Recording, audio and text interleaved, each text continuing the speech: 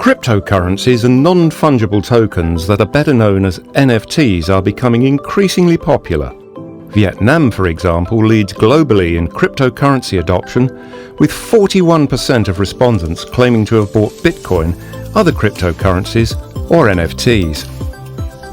In recent years, the rising prices in the crypto market have made it easy to make a profit by investing in cryptocurrencies such as Bitcoin, Ethereum, and many others. But one fundamental question is still unanswered for many people. How do cryptocurrencies and NFTs actually work? And even more important, what moves their prices up and down? Let's take a brief look in this video.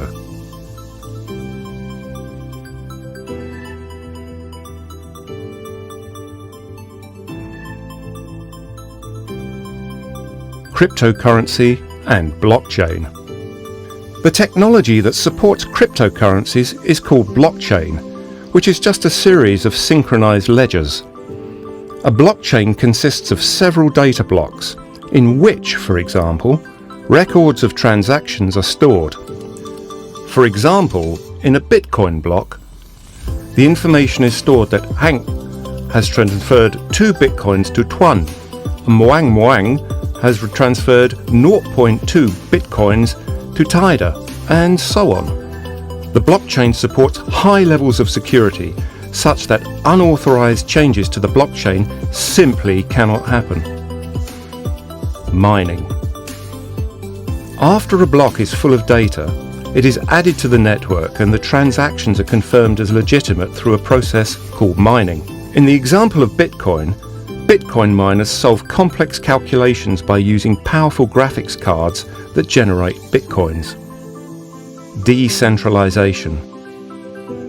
One thing to understand about blockchain and cryptocurrencies is the concept of decentralization. Most things in our lives are centralized, so there is an authority figure, a teacher, the CEO of a business, or bank responsible for certain tasks and powers. With decentralization, no single entity decides what is right or wrong, but the whole network decides.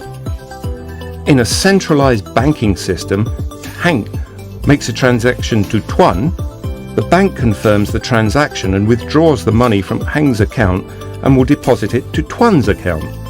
With decentralized cryptocurrency, nobody has the power to make these decisions on his own.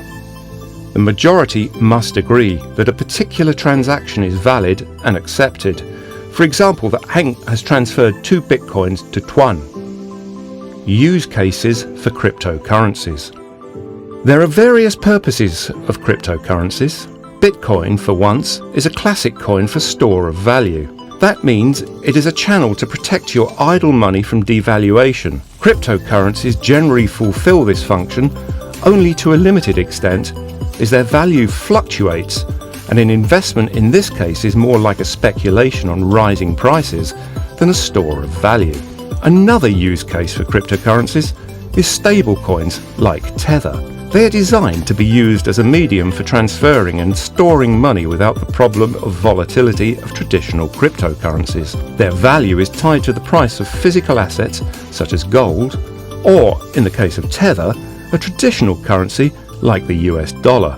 One more important use case for cryptocurrencies is a smart contract. A smart contract is a program stored on a blockchain that runs when predetermined terms and conditions are met. They are typically used to automate the execution of an agreement without an intermediary. Coins like Ethereum, Cardano, or Polkadot enable these use cases. A smart contract could say, for example, that if Hank sells her house to Tuan, in the moment ownership is transferred, an automatic transaction of 10 Ether is triggered from Tuan to Hank's wallet through the smart contract, and Hank can be sure of receiving the correct amount without the need for an intermediary.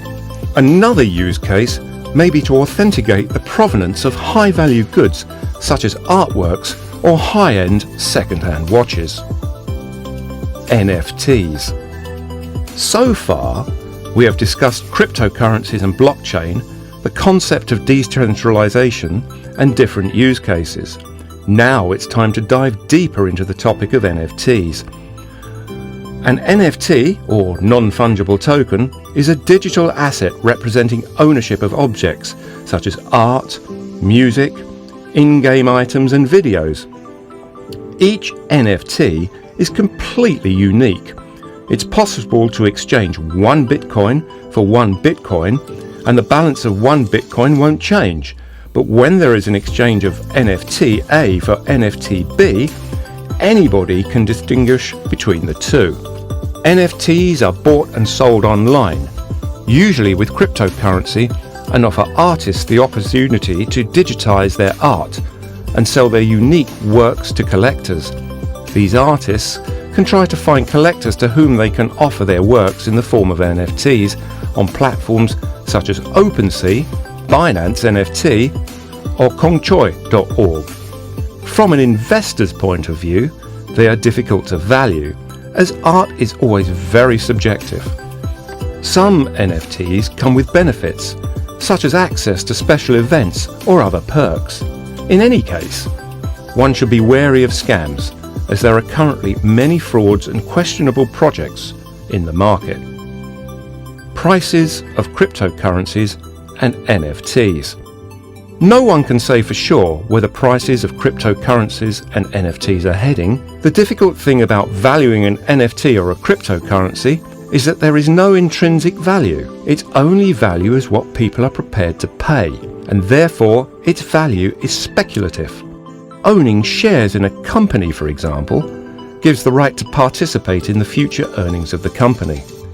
With cryptocurrencies and NFTs, financial success depends heavily on supply and demand, and the further adoption of use cases in the real world.